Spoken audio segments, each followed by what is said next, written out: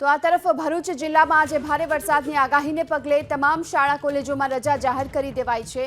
ભરૂચ જિલ્લા collector Tushar સુમેરાએ social મીડિયાના માધ્યમથી આ અંગે જાણકારી આપી।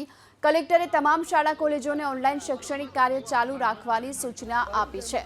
ભરૂચમાં જળબંબાકારની સ્થિતિ જોવા મળી રહી છે અને એવામાં ભરૂચ જિલ્લાની તમામ શાળાઓમાં આજે રજા જાહેર કરી દેવામાં આવી છે। ભરૂચ જિલ્લા કલેક્ટરે આજે સોશિયલ મીડિયાના માધ્યમથી આ અંગે જાણકારી આપી છે। વાત સુરતની કરીએ, જ્યાં મુશળધાર વરસાદ વરસ્યો અને હજુ પણ અતિભારે વરસાદની આગાહી છે। એવામાં સુરત જિલ્લા પ્રશાસને શાળાઓને સૂચના જારી કરી છે। સુરત જિલ્લા શિક્ષણ અધિકારીએ સ્કૂલોમાં રજા મુદ્દે તમામ શાળાઓના આચાર્યોને પરિસ્થિતિ મુજબ નિર્ણય લેવા માટેની સૂચના આપી છે। જે વિસ્તારોમાં ભારે વરસાદ હોય ત્યાંની શાળાઓ બંધ રાખવાની સૂચના આપી છે। તો જે શાળાઓના વિદ્યાર્થીઓ પાણી ભરાયેલા વિસ્તારોમાંથી આવતા હોય તો તેને પણ રજા આપી દેવાની સૂચના અપાઈ। જો કે એકંદરે આચાર્યોને સ્થિતિ મુજબ નિર્ણય લેવાની સત્તા પણ આપવામાં આવી છે।